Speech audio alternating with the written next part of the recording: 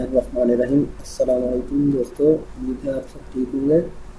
Pakistan cricket team کے سابق کپتان شعیب ملک اور ان کی اہلیہ انڈین ٹینس کے ثانیہ مرزا کی نئی ٹویٹ سے سوشل میڈیا پر کیا سرائیاں شروع ہو گئی ہیں کہ کیا یہ دونوں کسی خاص بات کی طرف اشارہ کر رہے ہیں۔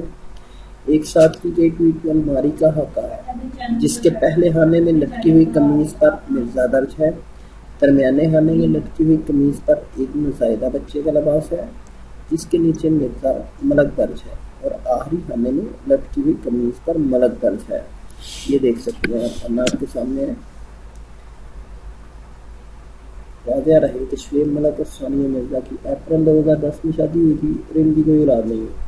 ان ٹویٹس کے بعد سوشل میڈیا پر لوگوں نے ان دونوں کو مبارکباد دینا شروع کر دی ہے اور ان کے لیے نیک خواہشات کا اظہار کیا جا رہا ہے۔